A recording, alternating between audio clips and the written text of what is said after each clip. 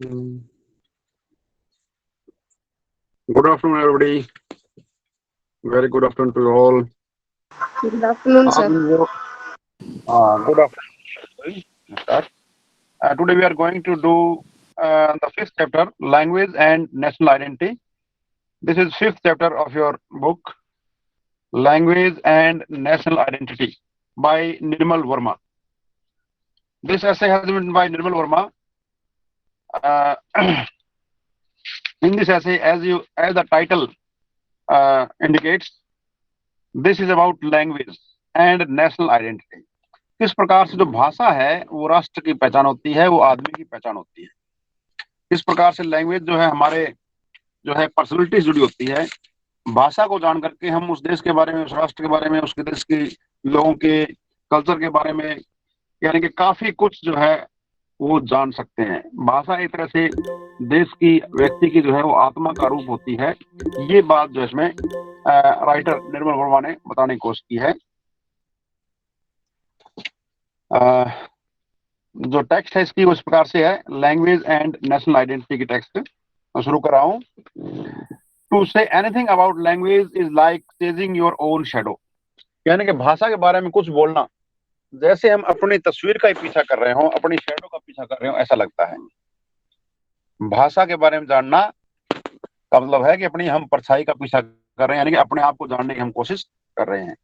It may be more appropriate to assert that we are its shadow, we create our reality with it. और ये कहना भी और भी अच्छा होगा कि ये जो है हम जो है वी आर इट शेडो, कि हम जो है भाषा की परछाई है।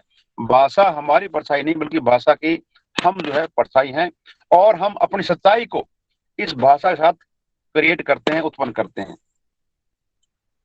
कहने मतलब विद्यार्थियों ये है कि भाषा जो है एक तरह से हमारी पहचान है, वो हमारे व्यक्तित्व की पहचान है, उसके बगैर जो है हम अधूरे हैं। Language is part and parcel of our personality, our culture, our trades, our all kinds of attributes. जितने भी हमारे गुण हैं वो भाषा से काफी कुछ जुड़े हुए होते हैं। इसलिए language occupies a very important role in life of man. ये बात जो है इसने कहना चाहा है राइटर ने।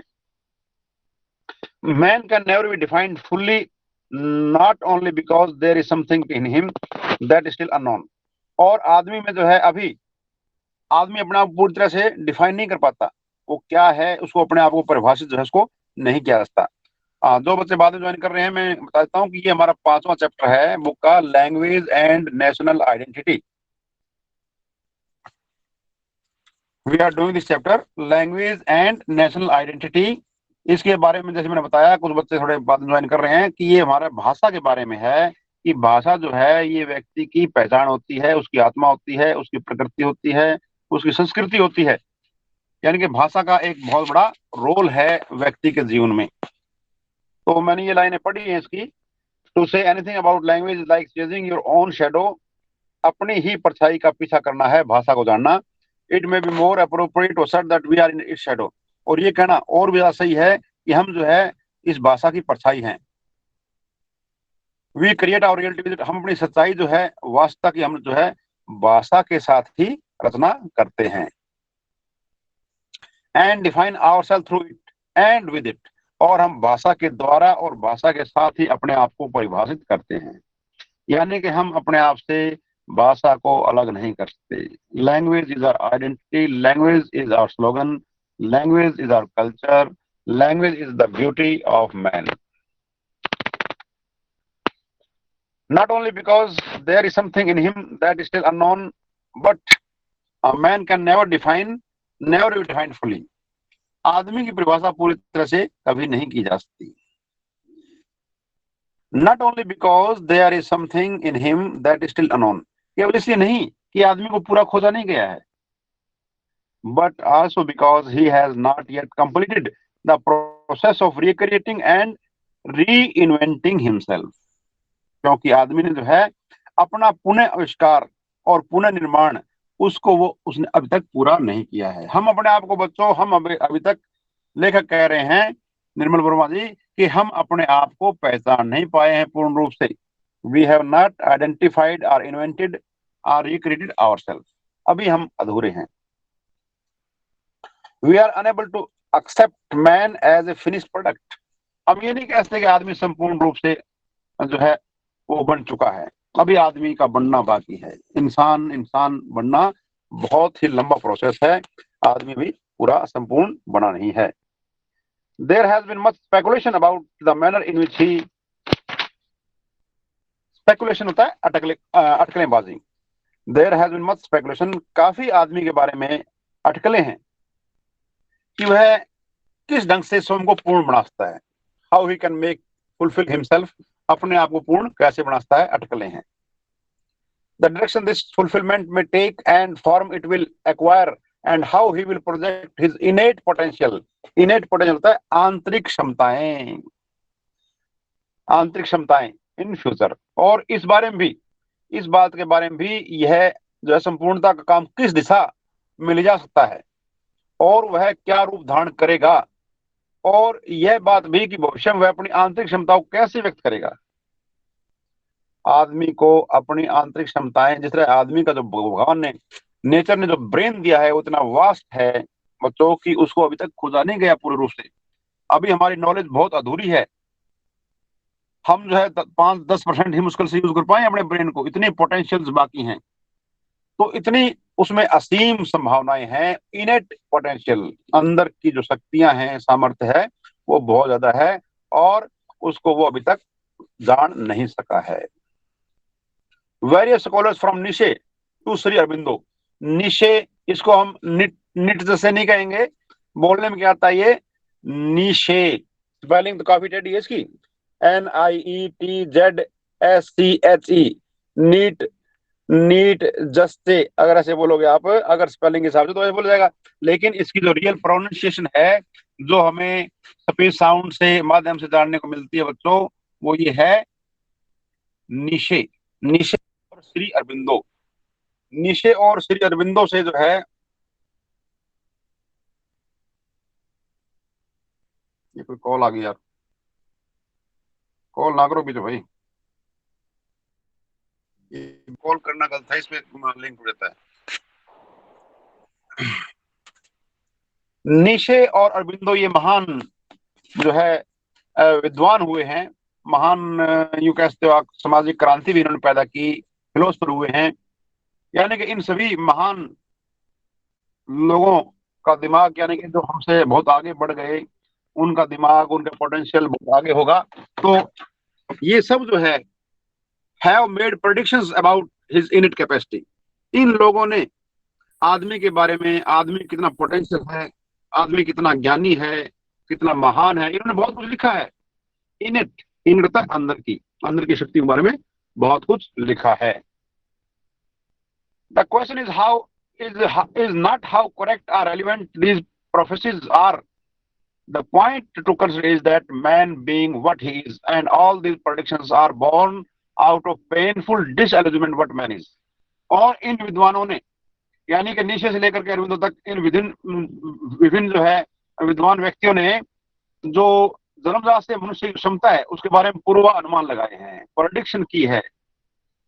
और प्रश्न ये नहीं है कि ये जो सारे जो पहले के अनुमान लगाए गए हैं ये कितने सही है, प्रासंगिक है, बल्कि सोचने की बात यह है कि आदमी जैसा भी है, ये सभी अनुमान जो है इस वजह से पैदा हुए हैं क्योंकि मनुष्य आज जो है एक उसकी एक पीड़ाजनक जैसा भावना पैदा होती जो है वो नजर आ रही है। यानी कि आदमी डिसइल्यूजन है, आदमी अपने बारे में या अपनी रचना के बारे में, अपनी शक्तियों के बारे में अब भी ही डिसइल्यूजन, यानी कि उसको पूरी तरह से पता नहीं लगा है, अभी वो अंधेरे में है, अभी सुंदर स्पष्टता जो है उसमें नहीं आई है। Man is only creature because between a god and animal. और इंसान एक ऐसा जीव है जो भगवान और इंसान के, पशु के बीच की दूरी बना हुआ है। यानी कि इंसान जो है एक तरह से वो पशु है, हम सभी जो है मानव एक तरह से पशु हैं। हम, क्योंकि भगवान ने ये तरह तरह के जीव बनाए हैं, उसमें इंसान जो है, मनुष्य जिसको हम कहते हैं, इसको, इसका जो बायोलॉजिकल नेम है वो है होमोसेपियन। हम जो है दूसरे पशुओं की तरह पशु ही हैं। फर्क क्या है, आदमी ने, भगवान ने आदमी को एक विशेष बुद्धि दे दी। ये बुद्धि जो है, ये दिमाग, इसने ही सारी बड़ी क्रांति पैदा की है। और पशुओं में क्या है, दिमाग में भी है, उनमें भी संवेदनाएं हैं, वो बोलते हैं, उनमें भी भावनाओं का प्रकटीकरण व्यक्ति होती है। लेकिन आदमी जो है वो सबसे एडवांस्ड एनिमल है, और एक तरफ वो जो है पाशुता का व्यवहार करता है। आपने देखा होगा, आदमी बिल्कुल पशु बन जाता है, अपने व्यवहार में बहुत गंदा व्यवहार करता है। पशु इतने बुरे नहीं होते हैं, वो पशु कह देते हैं वही पशु जैसा हो गया वो। पशु अच्छे होते हैं इंसान की बजाय।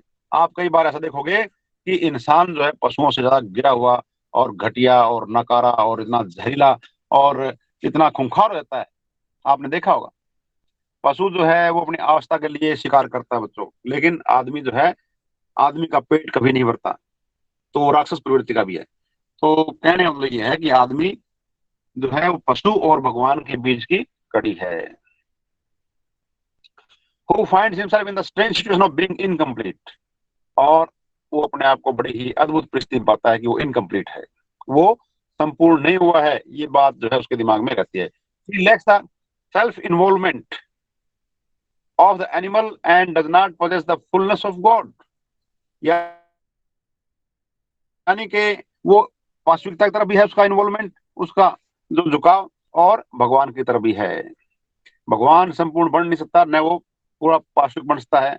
वो इंसान जो है वो भगवान और पार्श्विकता के बीच में झूलता रहता है। Even in the historical framework man appears as a figure half drawn and incomplete as it thoughted in the process of acquiring proper shape, its colour lacklustre and faded. Lacklustre यानी कि चमक रहित, थॉटेड मतलब होता है बच्चों जैसे जो है बाधा डालना, रुकावट डालना। और हिस्टोरिकल फ्रेमवर्क में, ऐतिहासिक ढांचे में भी मनुष्य जो है एक पूरी न हुई अधूरी आकृति जैसा ही है, यानी कि ऐसी आकृति जो पूरी ना हुई हो, और ऐसा लगता है कि उसके द्वारा एक उचित आकार ग्रहण करने की प्रक्रिया में बाधा पड़ गई हो। यानी कि इंसान जो है वो संपूर्णता की तरफ बढ़ना चाहता है, बनना चाहता है, लेकिन वो संपूर्ण नहीं बन पा रहा। और ऐसा भी लगता है, यानी कि इसके जो है रंग बिना किसी चमक वाले और फीके पड़े हुए लगते हैं। यानी कि आदमी की कोशिश है कि वो आगे बढ़े, वो जो है देवत्व की तरफ बढ़ना चाहता है, लेकिन उधर पूरा अपने आप को बढ़ा नहीं पाता, अधूरे भाव में पाता है, और यही उसकी जो है एक विडंबना है। The full figure of man, if there is such a thing, is not without but buried deep within him. और अगर कोई संपूर्ण इंसान है तो इंसानियत या वो उसका जो रूप है वो उसके अंदर ही दबा हुआ है। जिससे हम कहते हैं कि आदमी भगवान का रूप है। हमारे अंदर, आदमी के अंदर, इंसान के अंदर राक्षस भी है और देवता भी है। तो जिसको खोजोगे वो मिल जाएगा। जिस तरह हमारे अंदर जिंदगी भी है और मौत भी है। इंसान कोई जीव चलती फिरती जिंदगी भी है और मौत उसमें छुपी हुई है। जब वो प्रकट होनी होती है तो प्रकट हो जाती है। हम कहते हैं कि आदमी मर गया, मर क्या गया, उसमें मौत तो थी पहले ही, बस वो प्रकट हो जाती है। तो इसी प्रकार से इंसान में भगवान का रूप भी है और राक्षस का भी रूप है। In order to realize himself, man digs within and raises himself from his own grave. और इसलिए आदमी अपने आप को अपने ही कब्र से खोद करके, अपने आप को खोद करके बाहर निकालने की कोशिश करता है। आगे बच्चों ने कहा है नेक्स्ट के अंदर, language is the most efficient weapon of self discovery और सेल्फ एनालिसिस। सेल्फ डिस्कवरी, अपनी खोज, आत्म खोज, आत्म निरीक्षण। भाषा जो है वो आदमी के लिए अपने आप को खोजने का और अपने आप को विश्लेषण करने का एक बड़ा भारी इंस्ट्रूमेंट है। It is that individual part of human body which gives man an inner site. ये एक इंसान के शरीर का ऐसा भाग है भाषा, जो उसको अंदर दृष्टि प्रदान करती है। भाषा जो है, लैंग्वेज जो है, वो आपको अपने अंदर झांकने की जो है एक कला देती है। लैंग्वेज एंड नेशनल जो आइडेंटिटी है, ये 5वां चैप्टर। इस चैप्टर में लेखक ने सारी बातें बताई कि इंसान जो है वो अपने आप की खोज में रहता है। वो इंसान जो है वो पशु और भगवान के बीच में झूलता रहता है। दोनों कंडीशंस जो है उसको पूर्ण नहीं मिलती, और ये उसकी विडंबना है। और इस में कहा गया है कि भाषा जो है वो आत्म निरीक्षण की, सेल्फ डिस्कवरी, आत्म निरीक्षण की और सेल्फ एनालिसिस, अपने आप का विश्लेषण करने की एक बड़ा यंत्र है भाषा। और ये इंसान के शरीर का ऐसा भाग है, individual part of human body which gives man inner site. भाषा से आप अपने अंदर और ज्यादा खोज कर सकते हैं, अपने आप के अंदर जो है गहराई से अपने आप को जान सकते हैं। The link between language and self-awareness puts man in a separate and unique category from all other living beings. और भाषा विद्यार्थियों ऐसी चीज है जो हमें दूसरे पशुओं से, दूसरे जीवों से अलग करती है। जैसे मैंने बताया आपको कि आदमी जो है वो भी एक पशु है, लेकिन वो एक एडवांस्ड एनिमल है, क्योंकि उसने भाषा के माध्यम से, दिमाग के माध्यम से, बुद्धि के माध्यम से अपने आप को दूसरे जीवों से आगे कर लिया है, दूसरे जीवों को पछाड़ दिया है। कोई जीव धरती का ऐसा नहीं है जिसपे मानव ने जीत हासिल न करी हो, क्योंकि भगवान ने उसको दिमाग फालतू दे दिया, एक्स्ट्रा दे दिया, और उससे उसने तरह तरह के हथियार यंत्र बना लिए कि वो प्रकृति को भी चैलेंज करने पर उतारू हो रहा है। Man is bent upon subordinating nature you, लेकिन ऐसा नहीं हो सकता। नेचर एक बहुत बड़ी चीज है, इंसान तो सिर्फ अभी तक ही खोजा गया धरती पर रहने वाला जीव है, लेकिन सोच उसकी ऐसी है जैसे वो भगवान को भी काबू में कर ले। This consciousness of his on incompleteness makes him yearn for fulfilment, और उसमें जो ये अधूरेपन की भावना है, ये ही उसको पूरा करने के लिए अग्रसर करती है। आदमी हर आदमी चाहता है कि मैं और आगे बढ़ूं, और आगे बढ़ूं, और संपूर्ण तरह बढ़ूं, मुझे सब कुछ मिल जाए, मैं सब कुछ पालूं, ऐसी कोशिश उसकी होती रहती है। Thus, the determination to attain it is also intrinsic to its realization. इसलिए अपने आप को पाने का उसका जो इरादा है, ये भी उसका आंतरिक है। No culture is limited only to its reality, but also reveals itself through its dream. कोई भाषा जो है वो सच्चाई तक ही लिमिटेड नहीं है इतनी, बल्कि अपने आप को, अपने सपनों को हम जो हैं वो तो हम जानने की कोशिश करते करते हैं, बल्कि हम और भी ज्यादा सपने लेते हैं और उन सपनों को साकार करने की कोशिश करते हैं।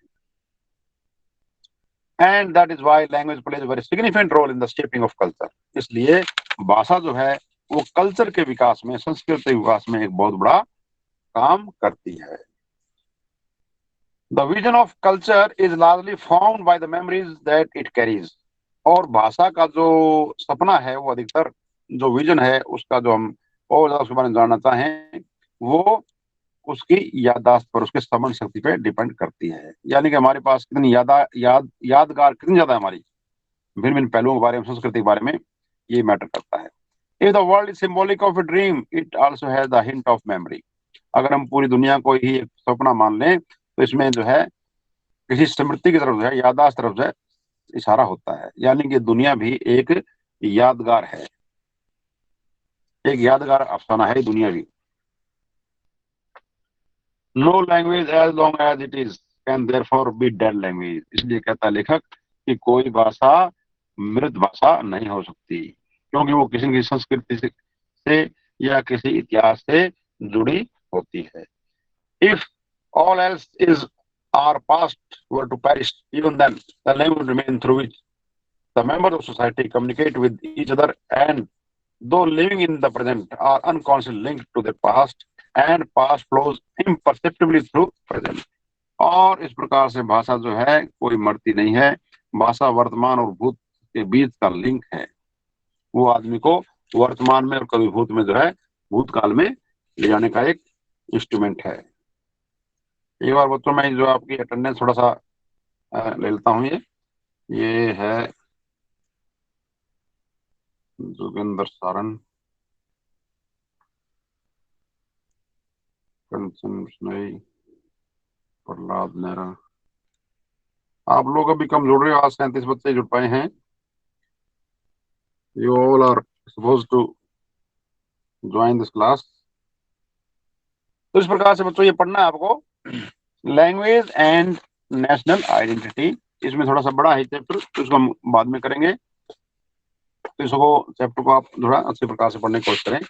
आपकी नेक्स्ट क्लास है क्या अभी कोई? No sir. कितना, 41 है क्या? Yes sir. यस हाँ, सर। तो जो बी वाले बच्चे हैं वो करें, कोई बात नहीं। अगर उस जुड़े हुए हैं तो सेक्शन जी वाले छोड़ सकते हैं, उन्हें अगर आगे कोई पीरियड है, बी वाले जुड़े रहें और आगे चलती रहेगी। आधा घंटा और चलेगी क्लास, ठीक है ना? जिन्हें क्लास दूसरी अटेंड करनी अटेंड कर लें। थोड़ा सा मैं इसको और पढ़ दूंगा या कुछ और टॉपिक देखूंगा, ठीक है? किसी क्लास बच्चों आपकी अब जी वालों की आज? ठीक बेटा, you can join this class. Of yours Hindi. और जो हाँ, और जो बी के हैं वो बच्चे स्टैंड करेंगे अभी। तो इस प्रकार से ये हमने पढ़ लिया है। चलो ये थोड़ी 2-4 लाइन और पढ़ता हूं मैं।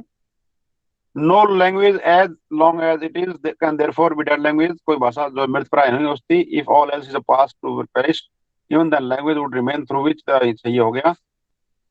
Language in this manner plays a double role beside being vehicle of communication it is also carrier of culture. इसमें लेखक ने कह दिया कि भाषा जो है हमारी भाषा ही नहीं होती, इसका डबल रोल है। हम सिर्फ कम्युनिकेट नहीं करते बल्कि हमारी संस्कृति का भी, यानी कि भाषा का नाम लेते ही आपको लगता है, आप कोई तमिल बोलेगा तो आपको सिर्फ तमिल भाषा का पता नहीं लगेगा, या गुजराती भाषा तो नहीं, गुजराती भाषा के बोलने वाले लोगों का पहरावा, खान पान, उठ बैठ, उनके रीति रिवाज, इन सब बातों पर लगता है। तो ये इस प्रकार से भाषा जो है वो संस्कृति के बारे में भी एक बहुत बड़ा जो है उसका हिस्सा है, बताती है। हिस्टोरिकल अपहीवल्स में impair the culture of country but its truth and cohesion persist in the language. ऐतिहासिक उल्ट पुल्ट जो है वो किसी कल्चर को नुकसान पहुंचाते हैं, लेकिन भाषा अगर है तो भाषा से वो संस्कृति जो है वो जिंदा रहती है। यानी कि अगर कोई ऐतिहासिक उथल पुथल हो जाए, कोई तूफान आ जाए या कोई क्रांति हो जाए, तो उससे जो है ऐतिहासिक रूप से संस्कृति को नुकसान पहुंचता है। हाँ बेटा, क्या कर रहे हो? हेलो, कुछ बोल रहे थे आप? नो कुछ बोल सर। रहे थे क्या? हाँ हाँ, तो मैं इसको पढ़ रहा हूँ। जो बच्चे छोड़ना चाहें क्लास को छोड़ दें, हिंदी की लगाना चाहें अपने लगा लें, और ये सेक्शन बी को थोड़ा सा और मैं पढ़ता हूँ यही। तो इस प्रकार से ये हमने लगभग यहाँ तक किया है, इसका इसको कर लें। साथ साथ मैंने जो काम दे रखा था आपको बच्चों, वो करना है आपको। मैंने सभी चैप्टर्स को राइट डाउन करने के लिए कहा है कि आप रजिस्टर में इसको सभी को कंप्लीटली लिखें, हर वर्ड्स को, हर स्पेलिंग को आपके दिमाग में आएगी लिखने से। हैंड राइटिंग इंप्रूवमेंट होगी, हैंड राइटिंग भी देखी जाएगी, और आपके इंटरनल असेसमेंट में इसमें आपकी सिंसियरिटी पता लगेगा कि आप दिया हुआ काम कितनी मेहनत से कर रहे हैं। तो जो विद्यार्थी बताए गए काम को अच्छे प्रकार से रिस्ट लगा के करेंगे और याद भी करेंगे तो उसको फुल नंबर जो है वो दिए जाएंगे, ठीक है ना? हाँ, और इसके साथ मैंने असेसमेंट असाइनमेंट के लिए क्या रखा है, तो इसमें कोई इतनी जल्दी वाली बात नहीं है। ये 10 चैप्टर 10 दिनों में लिख लें, यानी कि 10-15 तारीख तक के आसपास जो है हम ये सारा काम कर लेंगे, कंप्लीटली चेक करेंगे और देखेंगे, ठीक है ना? हाँ,